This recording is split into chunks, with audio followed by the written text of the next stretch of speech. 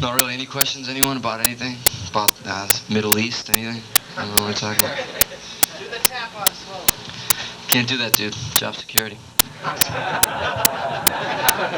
No, I believe, actually, I'm not a big believer in, like, I mean, I could actually show you a lot of the stuff that I'm doing, or even off the record if you ask me, but I'm not going to, because I'm a firm believer. I don't believe in getting force-fed stuff or taking the easy way out, because I've always liked, I thought if you learn stuff off records, you have a whole library of stuff from Eddie to Page and everything you could learn forever, and you just have it sitting there in your house, and if you could sit there for a week, like I did, and learn like one little solo, it'd take you about a month. But the reason I think that's good for you, instead of somebody showing you something or reading like stuff out of magazines, tabs and things, because you learn your own way of doing it. You're not going to do it like Eddie does it. You're not going to do it like, like Al DiMeola does it. You're going to find your own way of doing it to make it sound like you think it sounds like. So it'll develop like your own little ways of doing your things in the future. So, that's what I believe. So, you can all leave now if you don't like that. Because I'm not going to show you anything. No, any other questions?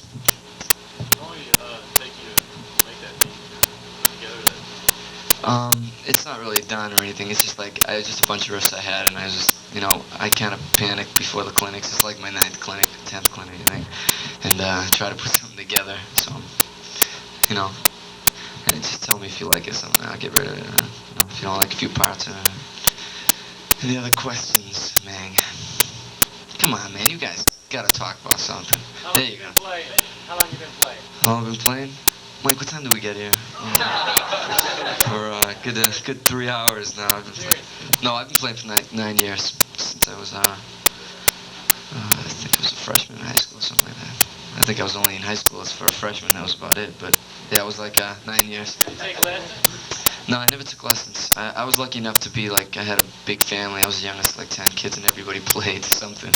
So I was always surrounded by instruments, and I could listen to everybody, and nobody really taught me anything. They were a bunch of assholes, but no, I love my family. I'm just kidding. But I was lucky enough to have piano around, and drums, and bass, and everything, so I just like hacked at everything, and now this is what I came up with. Any other, sorry. Didn't your dad play violin? Yeah, he still does. He plays like a bunch of instruments. He plays like everything. He's a kind of guy you hate, He just, somebody there had a question. Go ahead. Alright, no, it's good. First of all, there's a nice little scratch right here.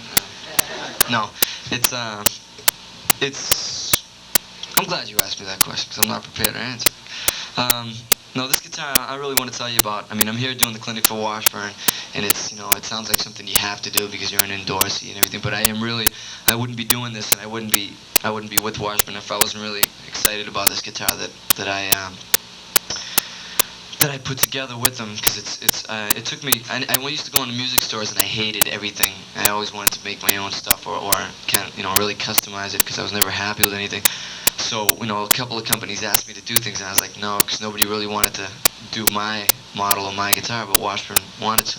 So we worked together, and it took me a lot to make me put my other N2 down, because that was like, I live with that thing. And then, so, anyways, I'll tell you about this. This is, first of all, is anybody Yngwie fans here? Come on, don't be embarrassed. Raise your hand. No, if you liked him back then, you can like him now. Everybody says he's bullshit, but he isn't. He's a really good player.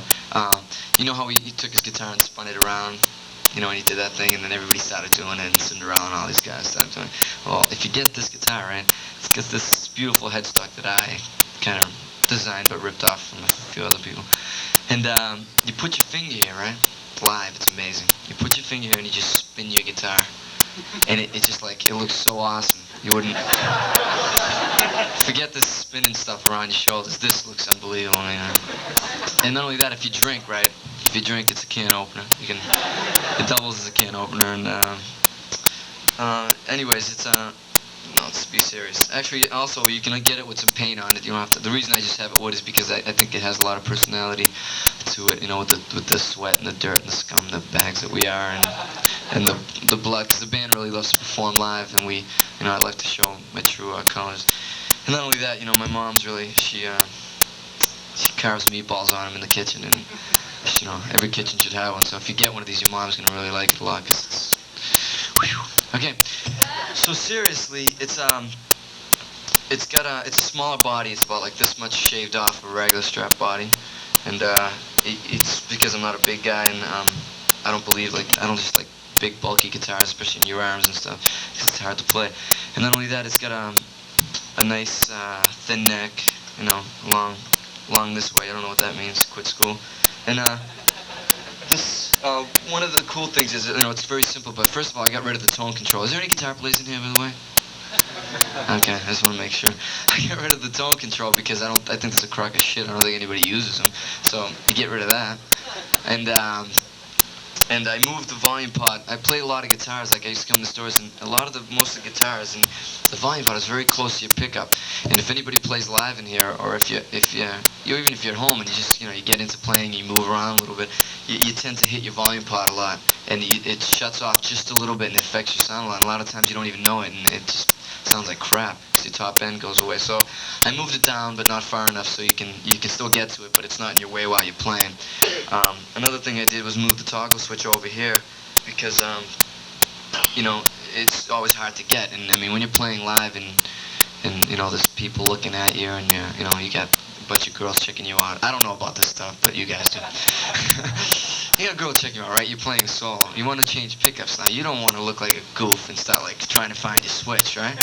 So while you're playing in motion, you're playing and you flick your toggle switch. It looks so cool. It's just like looks like nothing happened, and you can keep your eye contact with them. And no, that's a big thing because to me, while you're playing, you can just while you're doing your solo, you can just switch it up or switch it down wherever you want, and you can still keep playing. And the coolest thing about this guitar probably is that I love bolt-ons, the way they sound, and I love the way they feel. So the problem was whenever you play up here, your thumb would always get in the way. I mean, your thumb would get in the way. The bolt-on would get in the way. And because it was always up here, so you could never reach the notes. But with this cutaway, it's still bolted on, but your thumb goes all the way up, and you can hit notes that like only dogs can hear. It's amazing. Notes that you've never heard before. It's pretty sick. So besides that, I use Bill Lawrence pickups and Gibson pickup in this position and Floyd. So that's what the signature model will have. If anybody's interested, I think you should all really buy one. Seriously, Christmas is coming and stuff like that. Any other questions? Does that answer the question? Probably too wordy, right? Yeah. Couldn't tell you, man. What'd you say, alder? I think it's all. He thinks it's alder. No, I'm not too familiar with it. My other one is maple. This one I think is alder because it's much lighter. Maple is much heavier. I'm not really a connoisseur of woods or what the difference is between them tone-wise. I haven't noticed much of a big difference. I think tone really comes from your fingers, not from what type of wood it is. But who am I?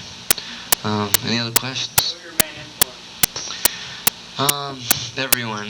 I've always, a lot of people talk about, as a guitar player, I believe that you should listen to everything, and be a musician, not just a guitar player, because I think you'll go a long way if you listen to a lot of things, different things, for different reasons, If I want to listen to guitar, if I want to get my ass kicked in guitar to make me, sit down and play, I'll put on, like, Steve Vai's new record, because I think that's, like, amazing, and that type of stuff.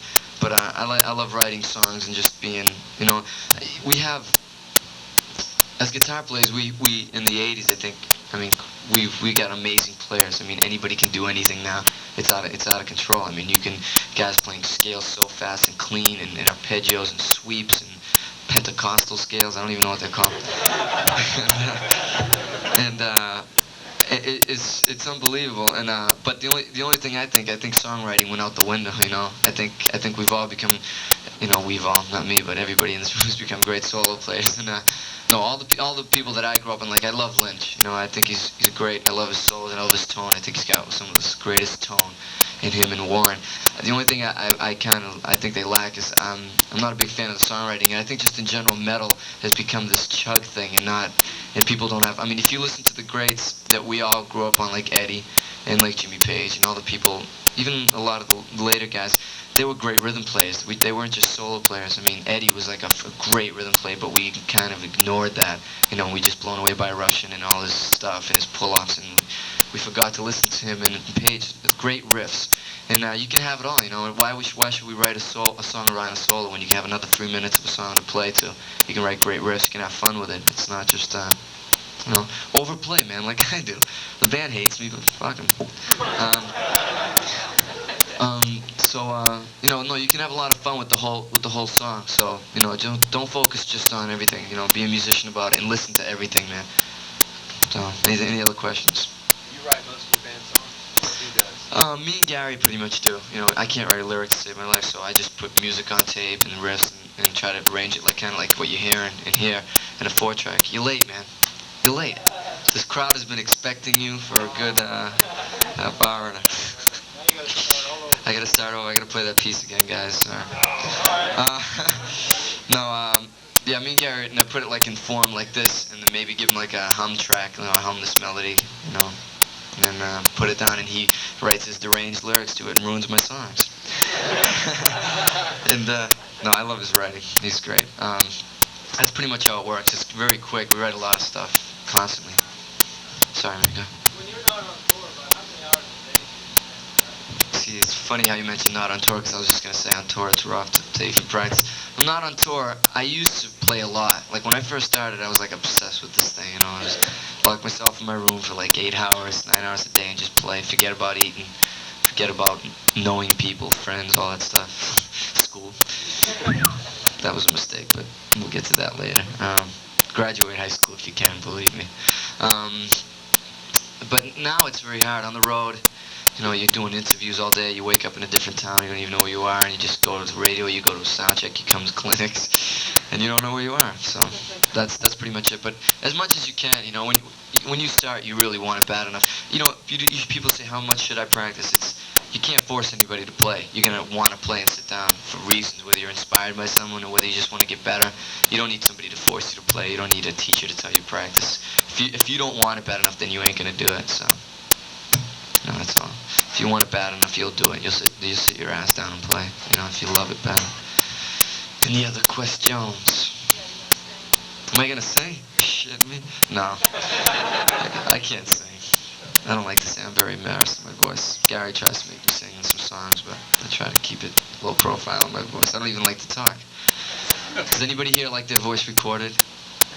I guess you all do. Alright. I'm the only one.